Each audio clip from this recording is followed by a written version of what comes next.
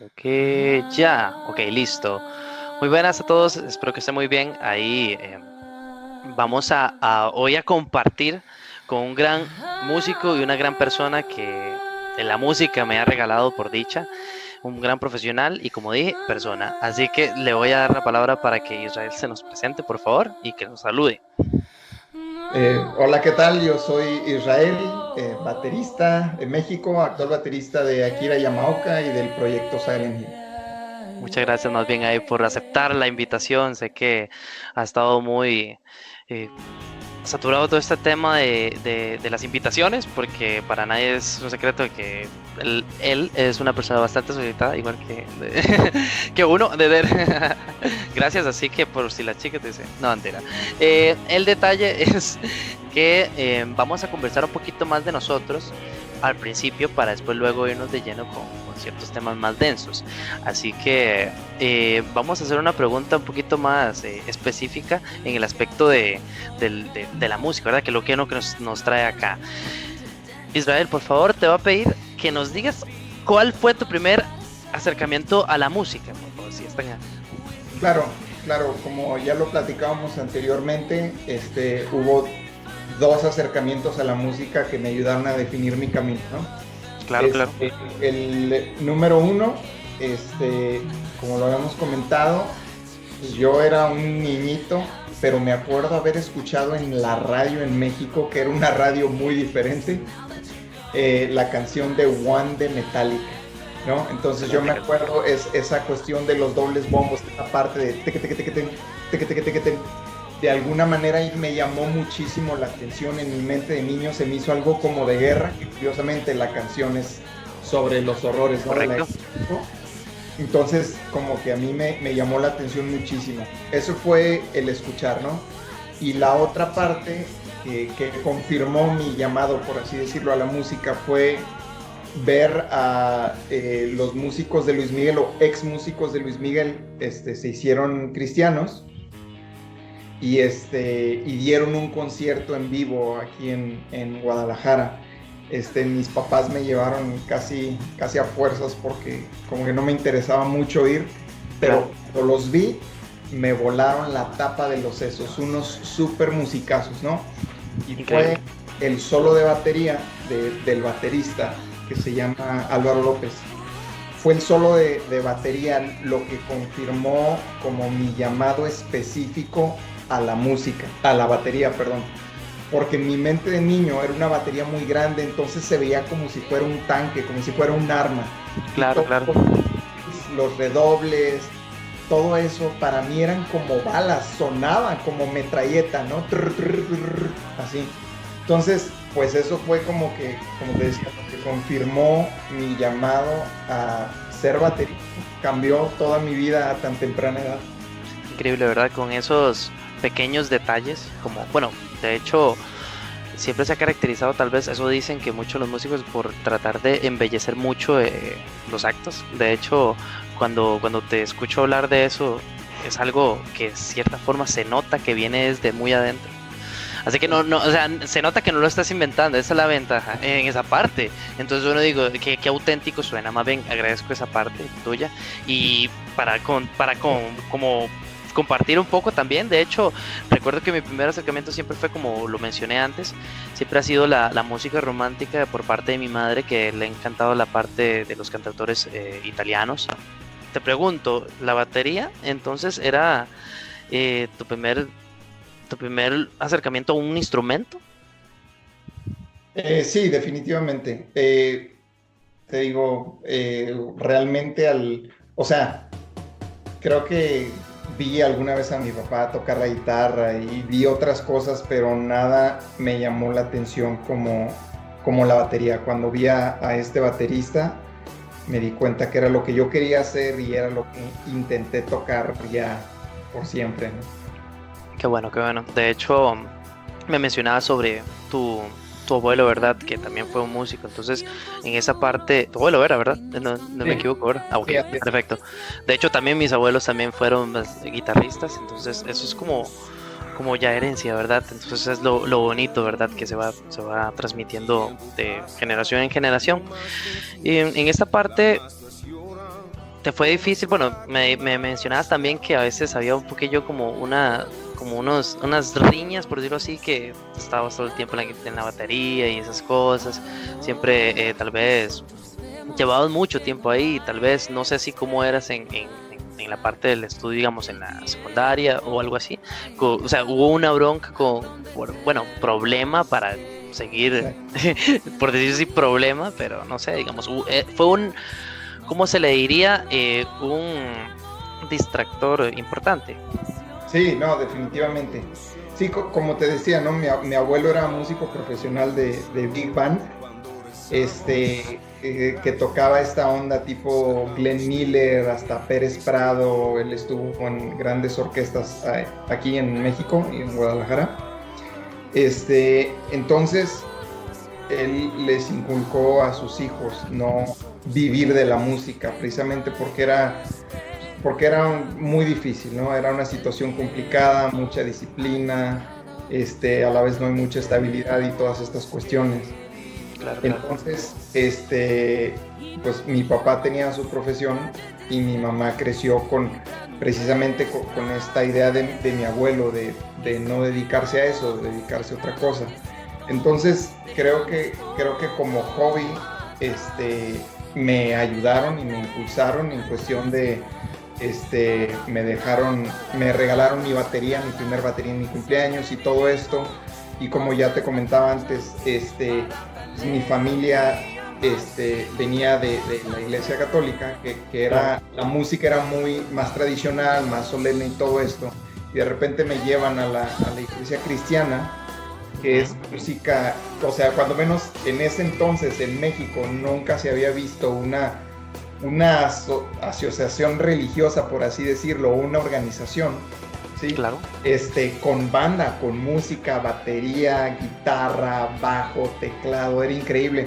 Entonces eso a mí me voló la tapa de los sesos y a la vez mis padres me permitieron involucrarme en la música de esa manera.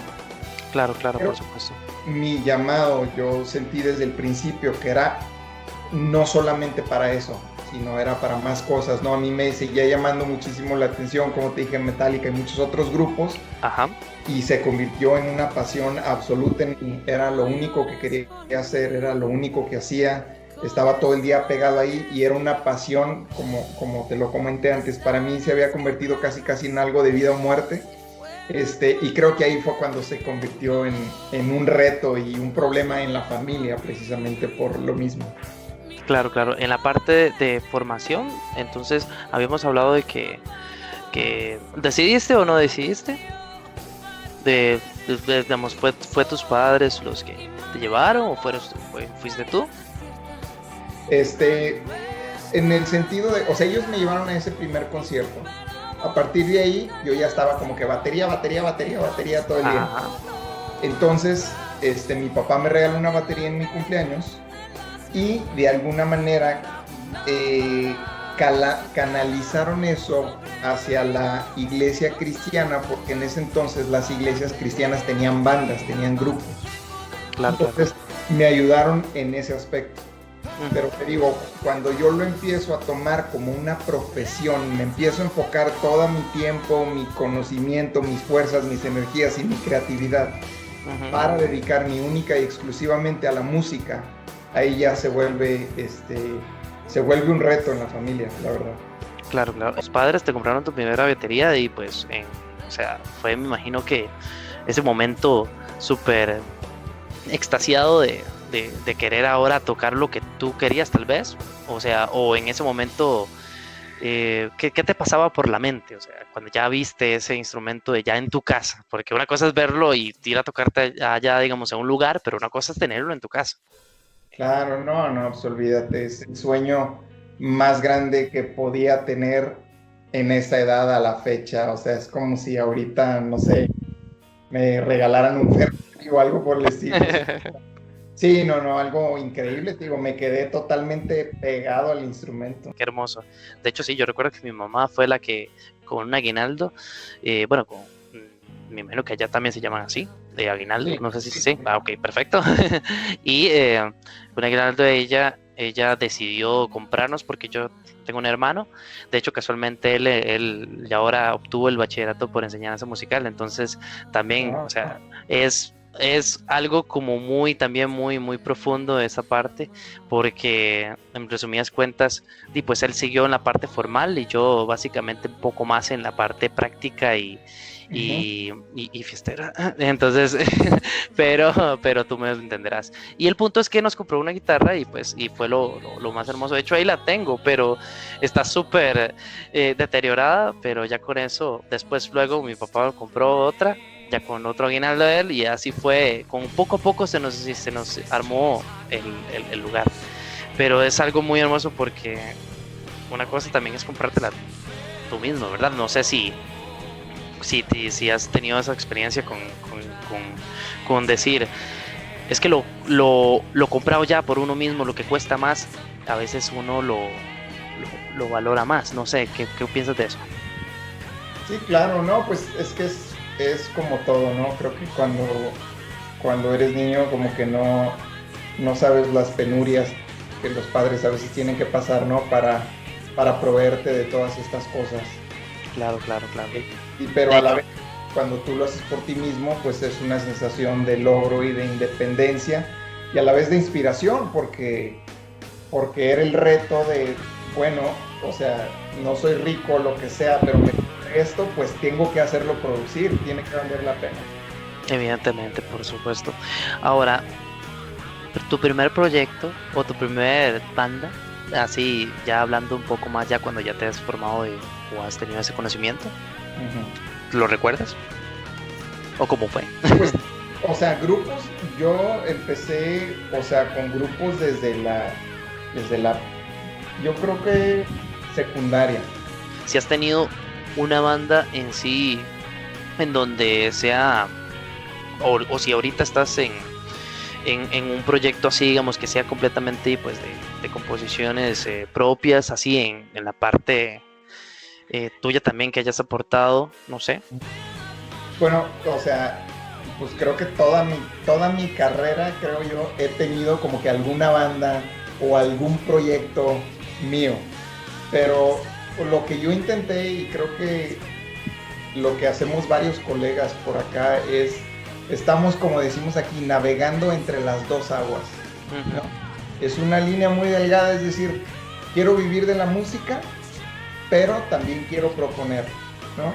Y tú sabes que proponer, por así decirlo, es el camino más largo, más arduo, pero a la vez si pega, pues es el más redituable, ¿no? Entonces sí, dices, ok, o una de dos, pues si en esta etapa no vivo de mi propia música, ¿qué voy a hacer? ¿Me dedico a otra cosa? O toco música, por decirlo así, para entretener o para fiestas y para todo eso. Entonces, yo en mi caso, te digo, siempre estuve navegando entre las dos aguas, o sea, tenía un grupo de covers, pero tenía este proyectito. Tocaba con esto, pero también tocaba con el otro. Y así, básicamente. Y no era muy demandante eso, porque pues debe ser exhausto también, porque hay que tomar en cuenta que tal vez si tocabas en un grupo que tal vez monetariamente se podía traducir, hay que recordar que también tenemos una vida que amortiguar. Por ejemplo, pues hay que tal vez trabajar en otra parte para ir aportando tal vez al hogar y esas cosas. O sea, el punto es, tal vez no tenías otro trabajo que tal vez te haría limitarte un poco en la parte de la música que tal vez tendrías que elegir. O sea, nunca tuviste que elegir hasta ese momento, digamos, cuál río o cuál mar estar. No, en mi caso no, porque te digo, o sea, yo ya sabía que era mi vida. Y cuando tienes 17, 18, 19, tienes como que toda la energía, todo el tiempo, y no necesariamente tienes tantos compromisos, ¿no? O sea, yo me acuerdo muy bien en ese tiempo, o sea, olvídate, corté novias, así, terminé relaciones, de todo eso. Eso es lo primero que tienen que hacer. Eso es lo primero, ok. Sí, porque yo quería estar totalmente comprometido para la música, entonces no, olvídate, o sea, yo estaba cansado, pero extremadamente feliz de, imagínate, de venir a tocar de una fiesta o en un bar cansadísimo y te duermes y al siguiente mañana te despiertas y te pones a practicar unas horas y después de eso te vas al ensayo con tu propio grupo y después de eso descansas un rato, cenas y ya te vas a tocar en otro bar. No, olvídate, eso me encantaba, ¿no? Ok, entonces ahora que estás motivado en esa parte, ¿qué les podrías decir a esas personas que ahorita están iniciando ese mundillo, por decirlo así, como de la parte de disciplina que estás mencionando? O sea, como algunos tips que le podrías dar. Bueno, a mí en mi caso, como te decía, la resistencia tanto un poquito de mis padres como el hecho te decía, de este baterista Álvaro López, a él lo enseñaron, según lo que me platica, su papá era baterista, uno de los mejores bateristas del mundo, así increíble, Wow. increíble el señor, pero a la vez mucha disciplina, ¿no? Entonces, como que a mí Álvaro siempre me decía, siempre muy buena persona, pero siempre me decía, no, tienes que estudiar y si vas a hacerlo, es hacerlo bien, es hacer esto. Yo estudiaba 8 horas diarias y me platicaba historias a veces de niño, de cosas que él vivía para él poder llegar a ese nivel.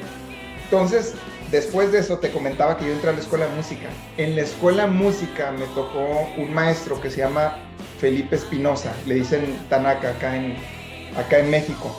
Buenísimo también, súper estricto, pero súper estricto Wow. al principio. O sea, la primera clase con él casi me hace llorar. Y ahorita lo quiero muchísimo, él también, y todo está padrísimo. Pero a lo que Claro. voy es, inculcaron en mí una disciplina férrea, ¿sí me entiendes? Y a veces Por siento supuesto. yo que nosotros vemos grupos como, no sé, por decirte, Guns N' Roses o algo así, así como que pareciera que viven como una vida así, como muy despreocupada y pura fiesta y ya, pero súper famosos, millonarios y exitosos. El problema es que nosotros no vemos todo lo que hay detrás de eso. Por Sí, supuesto. no dudo que su imagen sea genuina, eso es lo que ellos hacen, pero obviamente nosotros no vemos todo lo que ellos tuvieron que hacer para llegar a ese punto y en ese momento. Entonces, si tú me pides un consejo, yo te diría, como te dije en la conversación anterior, la industria de la música yo diría que es una de las industrias más implacables. O sea, la música, la actuación, son lugares donde ¡pum!, todo el mundo quiere llegar. Y el botín, si tú lo agarras, es demasiado grande. Entonces, por lo mismo, hay mucho, mucho. Claro, claro. Entonces yo te diría, hay cosas que tú puedes controlar que dependen de ti para lograr tus sueños y hay cosas que no dependen de ti, ¿correcto? Por supuesto. Entonces, tienes que asegurarte que tú estás haciendo y que has hecho todo lo que depende de ti.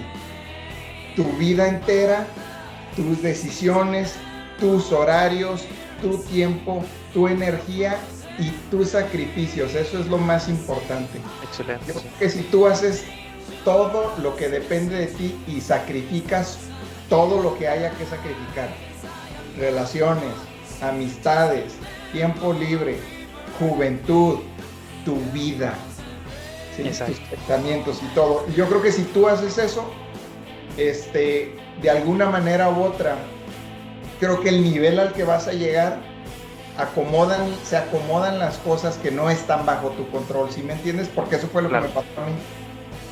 Sí, por supuesto. De hecho, eso mismo, lo último que dijiste, tu vida, es Ujú. porque si quieres una vida así, tienes que al menos saber que tienes que renunciar, al menos momentáneamente, si es Sí, lo que quieres, a esta vida que te están dando y luego colocarte ahí, porque eso se traduce así. De hecho, en la parte exclusiva, digamos, de la parte que tú dijiste que pasas, de hecho, por decirlo así, de mar en mar, es muy interesante porque tal vez la gente, por ejemplo, yo simplemente me coloqué siempre en la parte de la parte de la propuesta, no tanto así en la parte, digamos, de bandas así en conjunto. Y me da mucha gracia eso, de que no todos tienen la suerte, como vos decís, pero también esa es otra pregunta que me viene a la mente, que me gustaría que me respondas, porque me gustaría saber, yo sé que son industrias diferentes en cada país acá, pero la mexicana siempre ha sido resaltada en la parte de que ha resaltado lo suyo, valga la redundancia. Sí. Entonces, me gustaría saber cómo lo ve una persona, bueno, tal vez por decirlo así, cuando tú estabas más joven o cuando no tenías tanta presencia en esta parte, ¿cómo veías a esos músicos que eran de tu país? Porque una cosa es ver músicos de otro país, pero ¿cómo se podría describir, que decir, ¿es real esto? O sea, ellos son de aquí yo podría hacer esto, o cómo no convertir eso en envidia. ¿Me Sí, entiendes? me encanta esa pregunta y te voy a decir por qué. México, cuando menos yo creo que en las décadas pasadas, pues yo creo que tenía o tal vez todavía tiene la industria musical más grande de Latinoamérica, me atrevería a decir, Sí, ¿no? por ahí. Una industria muy grande. Pero los que vivimos aquí, como que no nos damos cuenta de eso. De la magnitud. Ajá, de la magnitud, de la magnitud. De hecho, yo me di cuenta de eso hasta que empecé a viajar, hasta que empecé a salir de gira a Latinoamérica y hasta que empecé a platicar con gente de otros países. De hecho, me acuerdo, mira, yo platicando y se me quedó muy grabado, platicando con un baterista que tengo muchos años que no veo, pero teníamos amigos en común y nos presentaron y nos tocó sentarnos en la misma mesa en un bar en DF.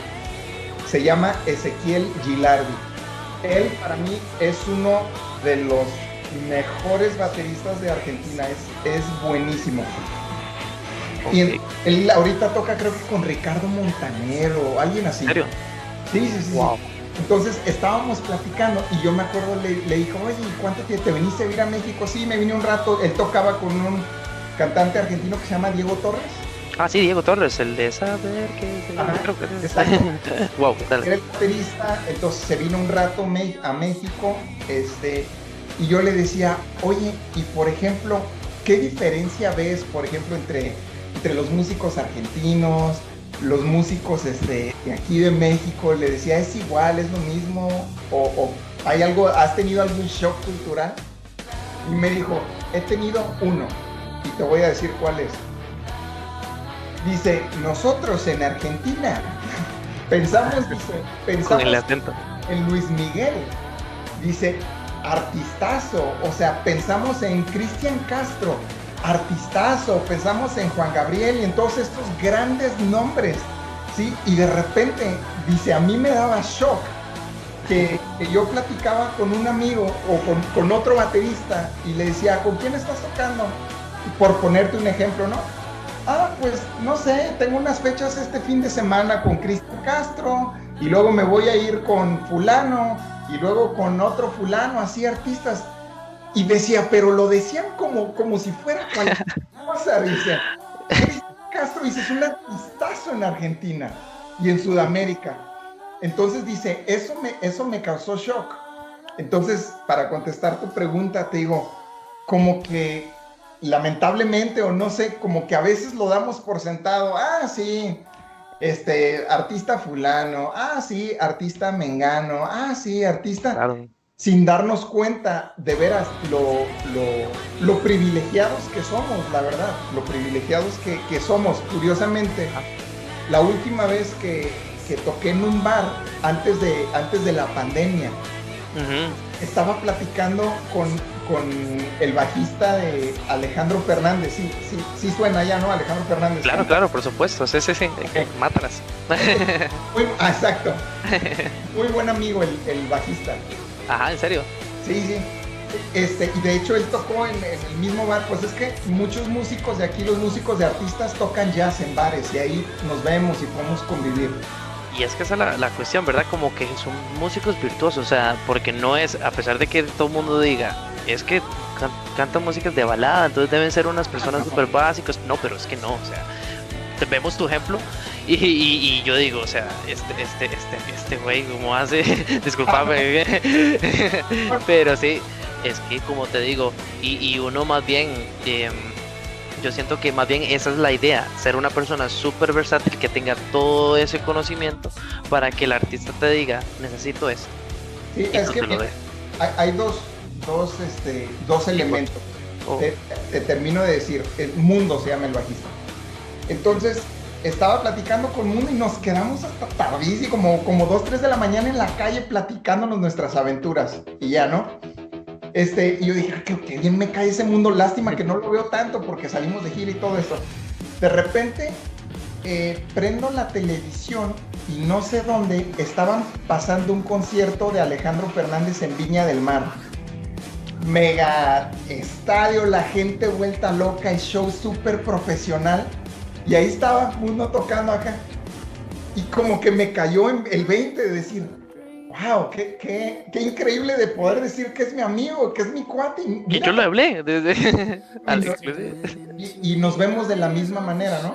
Entonces, lo que tú dices, creo que para llegar, mira, son dos elementos. Una cosa es tu talento Ujú, y otra cosa es tener la plataforma donde puedes exponer tu talento. exactamente. Él, por ejemplo, en su caso muy específico, él toca jazz padrísimo, toca súper bien y toda esta cuestión. Y a lo mejor con Alejandro Fernández no es como que no se requiere el virtuosismo, aunque no es fácil, para nada. No, jamás. Pero, Entonces, dije un ejemplo. pero son otros factores, ¿no? Pero a lo que voy es, ese nivel que tú alcanzas, no es que lo vayas a ocupar, es lo que te ayuda a ponerte en la plataforma en la que quieres estar. Correcto.